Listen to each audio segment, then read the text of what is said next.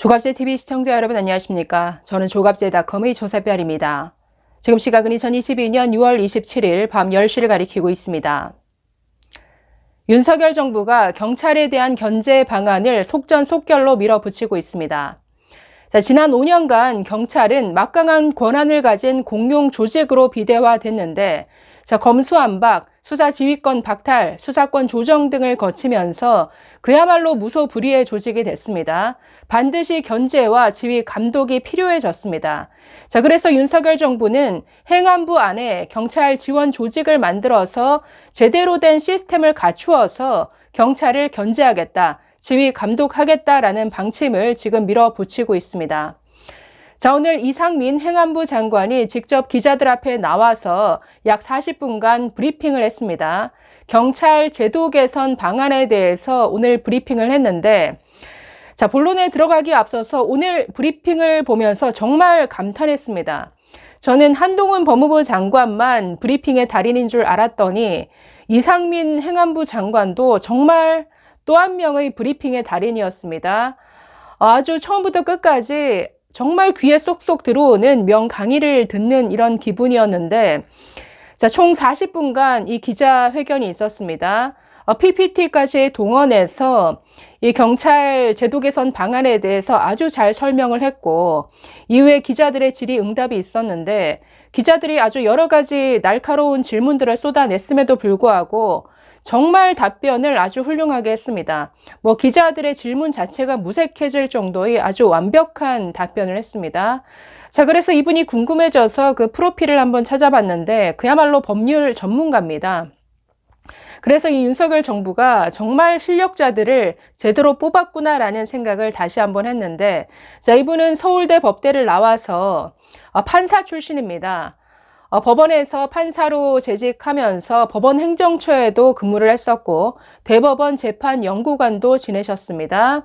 이후에 법무법인 율촌에서 변호사로 활동했고 국민권익위원회 부위원장을 맡기도 했습니다. 그야말로 법률 전문가가 나와서 이 경찰에 대한 견제 그리고 지휘 감독이 왜 필요한지에 대해서 PPT까지 동원해서 조목조목 설명했습니다. 그 내용 전부는 다 소개해드리기 어렵다 하더라도 일부 소개해드리도록 하겠습니다. 먼저 지금 경찰에 대한 지휘 감독, 견제가 왜 필요한가에 대해서 그 배경을 설명했습니다. 한마디로 역대 정부가 경찰을 견제한 방식이 전혀 이 정부조직법 그리고 헌법의 취지에 맞지 않는 이런 관행이었다라는 이런 지적입니다. 즉 지난 30년간 역대 정부의 관행이 오히려 헌법과 법률에 맞지 않는 비정상이었고 주먹구구식이었다라고 하면서 윤석열 정부가 추진하는 것은 이 비정상을 정상화시키는 것이고 주먹구구식이었던 견제 방식을 시스템화하겠다라는 것이다. 이런 설명을 내놨습니다. 그래서 윤석열 정부의 경찰 지휘 감독의 핵심은 그동안 유명무실했던 행안부의 지휘 감독 권한을 되살리겠다라는 겁니다. 그래서 행안부 안에 경찰 지원 조직을 만들어서 행안부를 통해서 경찰을 지휘하겠다라는 게 핵심입니다. 지금 법무부 안에 검찰국을 통해서 검찰을 지휘 감독하는 것처럼 이런 식으로 행안부를 그 기능과 권한을 제대로 살려서 경찰을 지휘 감독하겠다라는 게 핵심이라는 거죠. 먼저 한번 보겠습니다. 이렇게 설명했습니다. 왼쪽이 역대 정부의 관행이고 오른쪽이 개선될 윤석열 정부의 시스템입니다라고 설명했습니다. 한번 보시면 어떤 내용인지 눈으로 확 들어오시죠. 이렇게 설명합니다. 역대 정부에서는 이른바 BH로 불리던 청와대 대통령실에서 경찰을 직접 지휘 통제하는 경우가 비일비재했습니다. 행안부를 거치도록 하고 있는 헌법과 법률에 위배하여 행안부를 패싱한 것입니다. 민정수석실, 치안비서관, 그 밖의 각 비서실에 파견된 수십 명의 경찰 공무원들이 있었기에 가능한 일들입니다. 반면 행안부 안에는 경찰 관련 업무를 수행할 수 있는 조직이나 직원이 전혀 존재하지 않았습니다. 최고 권력자 입장에서는 청와대가 직접 경찰을 상대하는 것이 자의적 통제에 훨씬 편하고 효율적이며 또한 뿌리치기 어려운 유혹인 것도 사실입니다. 그러면서 북한에 의해 피살된 고 이대준 씨 사건을 예를 들어서 이렇게 설명합니다. 자, 해경의 피살 공무원 사건에서 나타난 바와 같이 이런 시스템 안에서는 도무지 어떤 일이 어떻게 처리되고 있는지 그 과정을 우리 국민은 알 수도 없고 사후적으로 밝히는 것도 대단히 어려운 일입니다. 반면 윤석열 정부의 원칙은 헌법과 법령에 합치되게 내각을 운영하는 것입니다. 윤석열 정부는 역대 청와대가 헌법과 법률이 명하는 시스템과 계통을 무시하고 경찰을 직접 상대하던 잘못된 관행의 혁파를 추진하고 있습니다. 그래서 대통령실에 민정수석실을 폐지하고 치안비서관도 두지 않는 것입니다. 이제는 대통령실에서 경찰을 직접 지휘하거나 상대하고 싶어도 할 수 없는 구도가 되어버린 것입니다. 즉 예전에 대통령실에서 직접 경찰을 아주 좌지우지하던 이런 관행 없애버리겠다. 우리는 시스템을 갖추어서 시스템을 가지고 통제하겠다. 그러면서 민주주의는 시스템이다 라는 이런 말도 했습니다. 자, 계속 보겠습니다. 한편 헌법과 법률은 대통령이 행정부 수반으로서 국무총리를 거쳐서 각부 장관으로 구성된 국무회의 및 각부 장관을 통해서만 모든 행정 기능을 수행하도록 명하고 있습니다. 자, 오른쪽에 저 그림을 가지고 이렇게 설명을 하는 것이죠. 자, 경찰청 역시 대통령, 국무총리, 행안부 장관, 경찰청이라는 지휘 라인에 위치하고 있는 것입니다. 대통령실에서 경찰을 지휘할 조직이나 기구를 지금처럼 없앤 상황에서 만일 행안부까지 경찰 관련 조직을 하나도 두지 않는다면 대통령이나 행안부 장관에게는 경찰을 지휘하고 감독할 아무런 조직도 없기 때문에 헌법과 법률이 부여한 역할과 책임을 도무지 수행할 수 없게 되고 경찰은 사실상 아무런 지휘나 견제 기관 없이 사법부, 입법부, 행정부에 이어서 제4의 경찰부가 될 수밖에 없는 것입니다. 자, 지금 과거에 경찰을 통제하던 민정수석실 다 없앴기 때문에 행안부 안에 조직을 만들어서 통제하는 것, 이건 시급하고 당연히 해야 될 일이다. 자, 이게 뭐 경찰을 더 통제하겠다거나 경찰을 더 장악하겠다라는 게 아니다. 이게 정상이다. 이런 설명이죠. 자, 계속 보시면 역대 청와대의 민정수석실 치안비서관, 파견 경찰 공무원 등의 조직이 있었던 것처럼 행안부가 헌법이 부여한 역할과 책임을 제대로 수행하기 위해서는 필요 최소한의 조직이 있어야 합니다. 그렇지 않으면 경찰이 잘못된 길로 나가거나 내부의 비위나 경찰 고위층이 연루된 사건이 발생한다 하더라도 경찰이 스스로 그런 잘못을 바로잡기만을 손 놓고 한정없이 기다려야만 합니다. 최근 엄청나게 강화된 경찰의 권한을 보면 경찰은 치안, 경비, 교통, 정보, 수사 등 국민의 일상생활에 밀접하게 연관된 권한뿐만 아니라 수사와 정보 분야는 사실상 독점하는 체제입니다. 최근에는 대공 분야, 군 입대 전 범죄 행위에 대한 수사까지도 독점하게 되었습니다. 그래서 국민 여러분들의 공용 경찰에 대한 우려가 큰 것도 사실입니다. 지금 이 상황에서 행안부마저 경찰이 알아서 잘할 것이라고 막연히 기대하면서 손 놓고 아무 일도 하지 않는다는 것은 행안부의 직무유기입니다.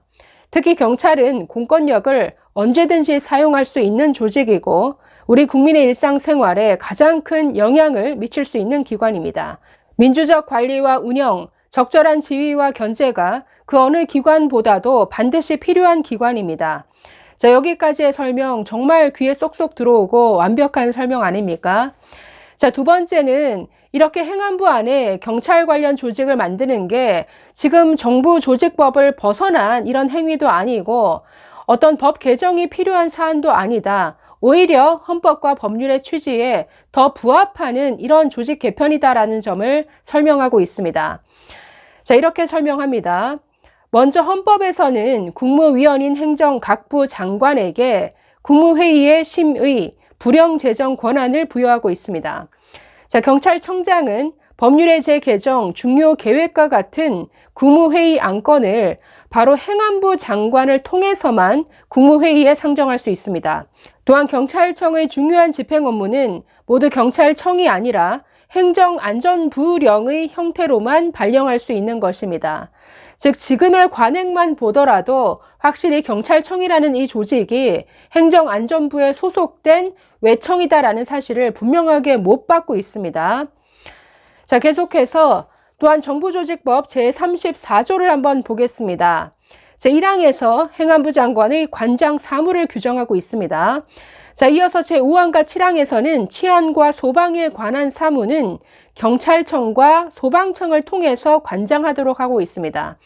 즉, 행안부 장관의 그 사무 안에 지금 치안이 들어가 있다라는 거죠. 어떤 사람은 행안부 장관 그 사무 범위에 치안이 없다라고 주장하는데 아니다, 이런 설명입니다. 즉, 행안부 장관의 관장 업무에는 치안 업무가 빠진 것이 아닙니다. 별도의 항을 만들어서 치안 업무는 경찰청을 통해서 관장하도록 한 것입니다.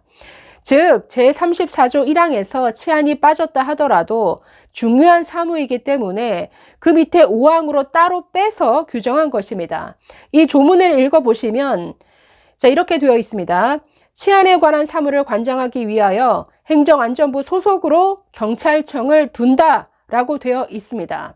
국어를 할 수 있는 사람이라면 여기서 이 사무관장의 주체가 누구인가는 바로 명백하게 나타난다고 할 것입니다.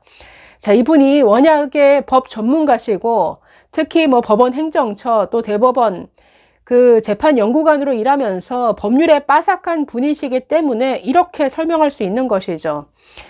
자, 이어서 이렇게 말합니다. 그래서 이런 정부 조직법 규정에 따라서 행안부 장관이 치안 업무를 직접 수행하지는 않더라도 경찰청의 업무가 과연 제대로 돌아가고 있는지 수시로 확인하고 지휘 감독할 책임과 권한이 있는 것이고, 그런 업무를 위한 조직을 당연히 행안부 안에 둘 수 있고 오히려 두는 것이 마땅한 것입니다.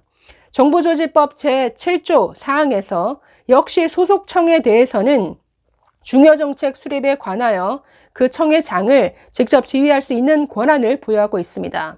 또한 개별 법률을 보면 행안부 장관이 경찰에 대한 권한이 여러 곳에 명백하게 규정되어 있습니다.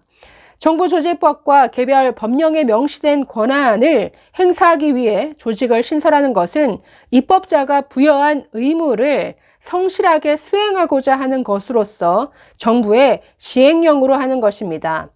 법에 없는 새로운 권한을 부여하는 것이라면 당연히 입법 사항이겠지만 법에 이미 규정된 권한을 행사하는 조직의 직제 신설은 국회 입법 사항이 절대 아닙니다.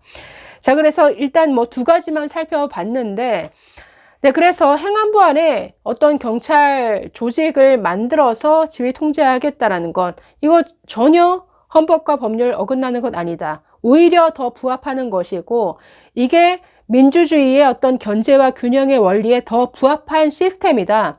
그래서 윤석열 정부는 과거에 주먹구구식으로 대통령실에서 무분별하게 경찰을 좌지우지하는 이런 방식이 아니라 정확히 행안부 안에 시스템을 통한 통제, 지휘, 감독을 하겠다. 이게 오늘의 핵심이었습니다. 오늘 행안부 장관의 이날 브리핑 그리고 기자들과의 질의응답은 너무나 훌륭했습니다. 후에 이어진 기자들의 질문에 정말 완벽한 답변을 내놨는데 그건 다음 기회에 또다시 소개를 해드리도록 하겠습니다. 감사합니다.